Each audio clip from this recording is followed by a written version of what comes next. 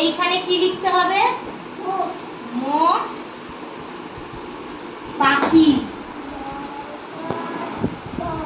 মোট পাখি হলো। হ্যাঁ, তারপর দু দিয়ে আরেকটা শব্দ হবে, দয়রস্য বিসর্গ দু।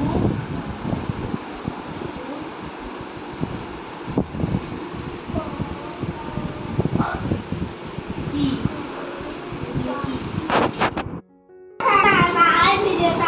হ্যাঁ হ্যাঁ হ্যাঁ।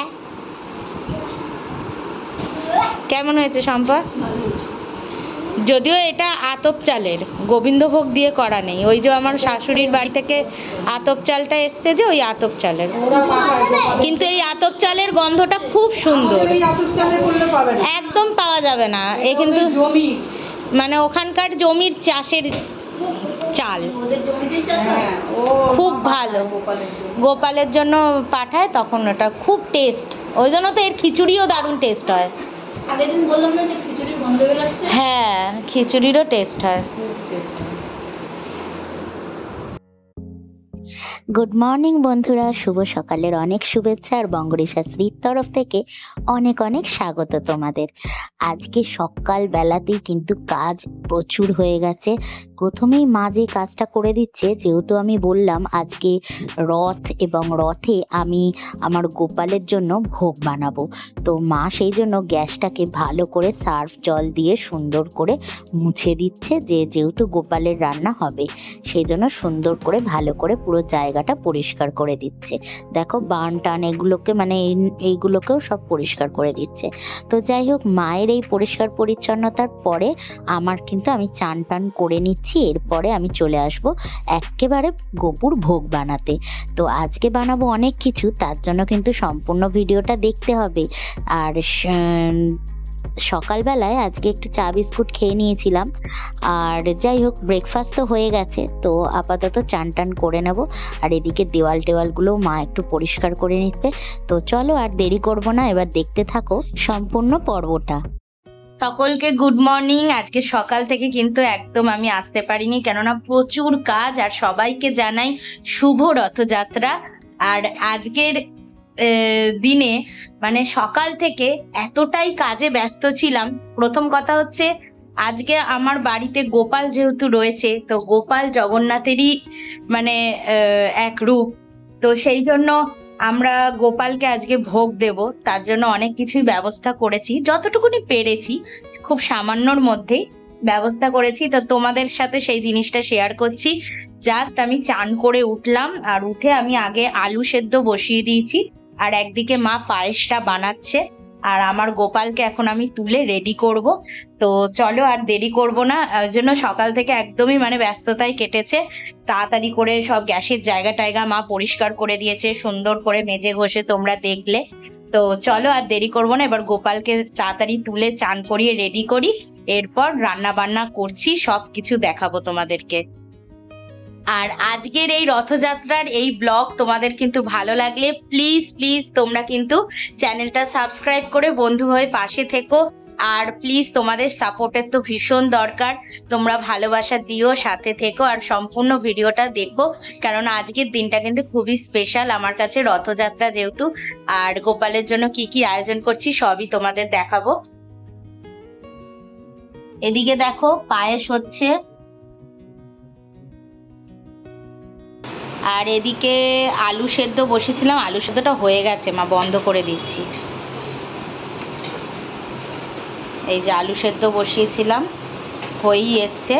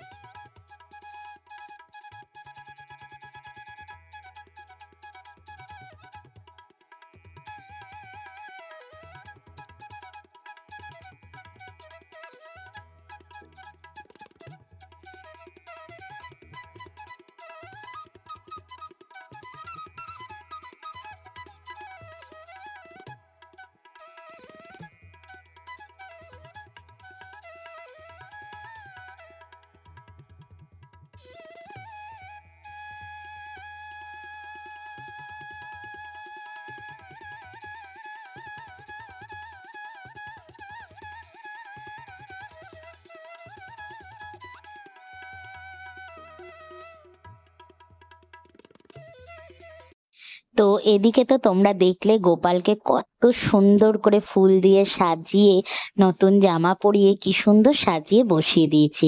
আর ওকে আগে জল আর লাড্ডুটা দিয়ে দিলাম। আর এদিকে ওর ভোগ বানানোর ব্যবস্থা চলছে। আমি কিন্তু আজকে করব গোপালের জন্য বাসন্তী পোলাও। তার জন্য হলুদ দিলাম, নুন দিলাম, এই কাটিং মিছরি দিয়ে দিলাম, ঘি দিয়ে দিলাম, গোবিন্দভোগ চালটা ধুয়ে নিয়েছি, আর এই দেখো কাজুও দিয়ে দিলাম। আর সাথে হচ্ছে আদা, এক টুকরো আদা গ্রেট করে দিয়ে দেবো। দিয়ে সম্পূর্ণটা ভালো করে মাখিয়ে নিয়ে জল দিয়ে দেবো পরিমাণ বুঝে। তাহলেই আমার বাসন্তী পোলাও রেডি হয়ে যাবে।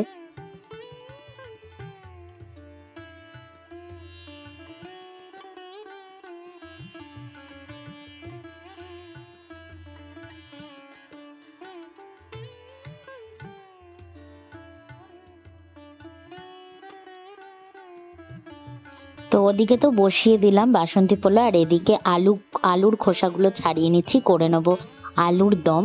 তো আলুগুলোকে সেদ্ধ বসিয়ে দিয়েছিলাম, এবার খোসাগুলোকে ছাড়িয়ে নিচ্ছি।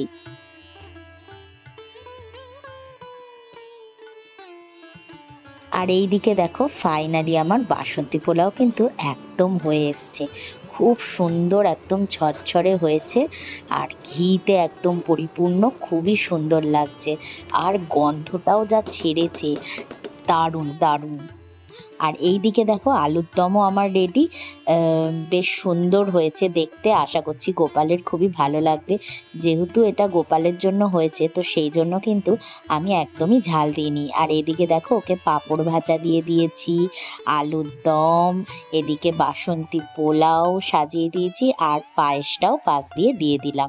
সম্পূর্ণ খাবারগুলোকে সাজিয়ে নিয়ে ওকে সুন্দর করে পুজো করে নিলাম।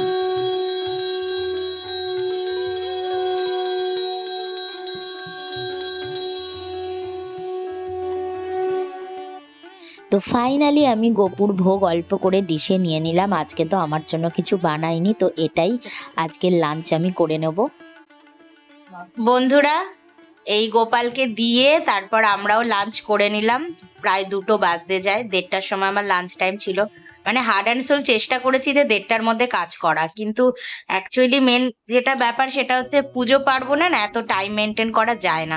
কিন্তু তবু আমি অনেক চেষ্টা করেছি, তাই জন্য হয়েও গেছে সব কিছু। গোপালকে দেওয়ার পর তার আস্তে রেখো, তারপরে আমরা খেয়ে নিলাম, লাঞ্চ করে নিলাম। আর আজকে চার্লিকে চিকেন টিকেন কিছু দিইনি, ওকে স্যারেলাকই খাইয়ে দিয়েছি। তো এই হলো ব্যাপার। তো এখন একটু বিশ্রাম করব, আর আমার ভিডিও আপলোডের টাইম আছে 3:30। ভিডিওটা আপলোড করব, প্লাস এডিট ফেডিট করে কিছুটা কাজ বাকি রয়েছে করে, তারপরে আবার বিকেল বেলায় যেরকম আজকে আমারও ডায়েটটা কিছুটা মেনটেন হলো না। সকাল থেকে পুরোটাই মেনটেন করেছি যা যা করার, শুধু এই পোলাও আলুর দমের চক্করে আবার আমার জন্য আলাদা রান্না করা তো সম্ভব নয় পুজোর দিনে। তো ওই একটুখানি খেয়েছি, অল্প একটু পোলাও একটু আলুর দম খেয়ে নিয়েছি। রাতে যেমন আবার নর্মাল ব্যাক টু রুটিন, যেমন রুটি আর ভেন্ডি ভাজা করব, রাতেরটা রাতের আলাদা রান্না করব। তো এই হলো ব্যাপার। তো চলো আর কথা বলবো না, আবার এখন একটু রেস্ট নিয়ে, আর ভালো লাগছে না। তারপরে সেই বিকেল বেলায় আবার ছাদে টাদে উঠবো, তখন তোমাদের সাথে কথা বলবো। তো দেখতে দেখতে বিকেল হয়ে গেল, আর আমি গাছগুলোতে ওই যে গাছে একটু দরকার সেই গাছগুলোতে অল্প করে করে জল দিয়ে দিচ্ছি। তো বিকেলে উঠেছি, এদিকে চালিও ঘোরাঘুরি করছে, আর এদিকে এই গাছগুলোতেও আমি অল্প অল্প করে দিয়ে দিলাম জল।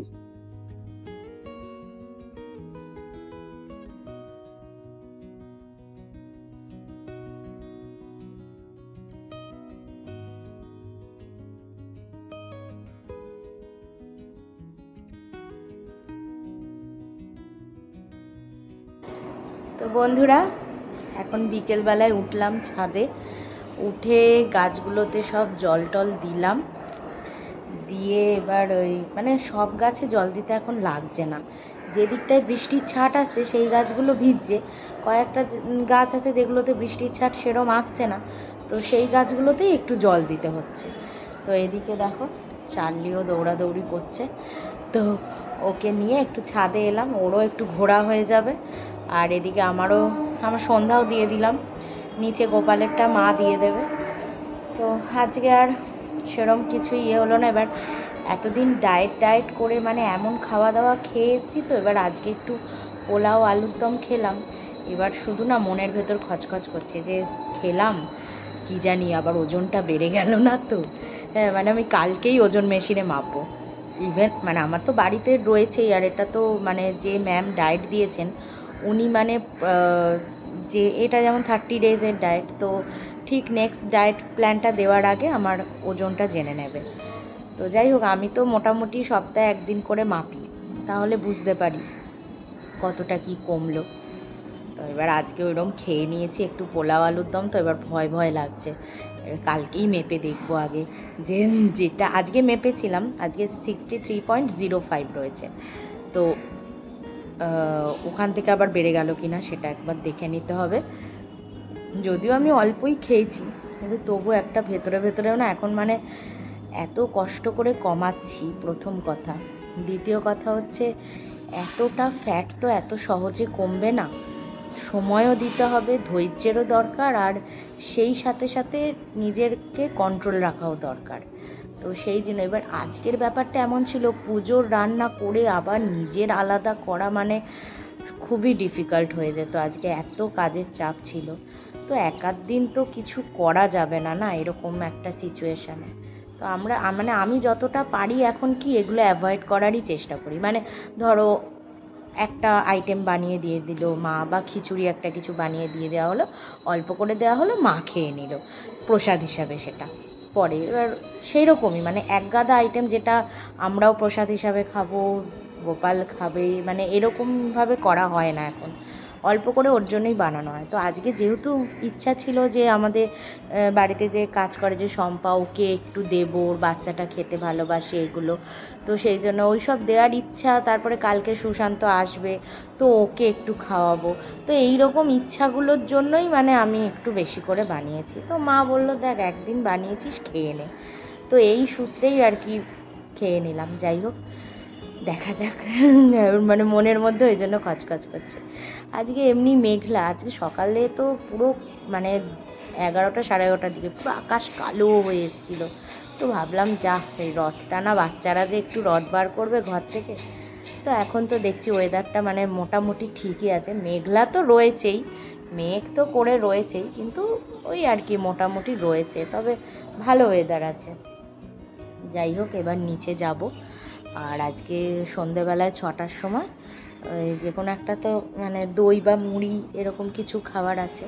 তো ভাবছি আজকে একটু শশা মুড়ি খেয়ে নেব, শশা মুড়িও খেতে পারি বা দই খেয়ে নিতে পারি। শশাগুলো নষ্ট হয়ে যাচ্ছে, শশাগুলো না মানে কেমন হলুদ হয়ে পেকে যাচ্ছে, তো তাই ভাবছিলাম যে একটু শশা মুড়ি খেয়ে নেব আজকে। তো যাই হোক, চলো তাহলে নিচে যাই এবার।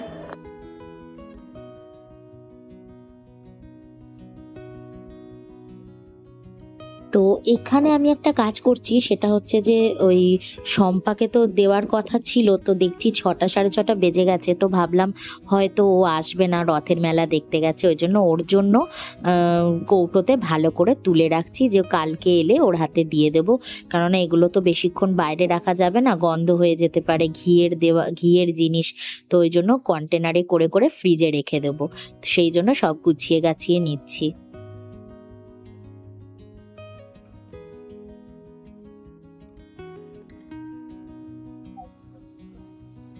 বন্ধুরা, এই এখন হচ্ছে রুটি বানালাম, আমার জন্য রুটি বানালাম আর মায়ের জন্য পরোটা বানিয়ে নিলাম, আর এখন বানিয়ে নিচ্ছি ভেন্ডির ঝাল। তো পোলাও আলুর দম তো অনেকই ছিল, তো সেগুলো আর রাতে কেউই খাবে না, মানে আমি তো আর খাবোই না, আমি একবার খেয়ে নিয়েছি, তো মাও খাবে না বললো, তো সবই তুলে রেখে দিয়েছি, তো কালকে হয়ে যাবে। আর এখন হচ্ছে এই ভেন্ডির ঝাল করে নিচ্ছি, আর এবার এই টমেটোটা গ্রেট করে দেবো। তো চলো বন্ধুরা, আজকের তো ডিনার আমার প্রায় রেডি, তো আজকের ব্লগটা এখানেই শেষ করব। আগামী দিন আবার নতুন একটা ব্লগ নিয়ে তোমাদের সামনে হাজির হব, ততক্ষণ টাটা।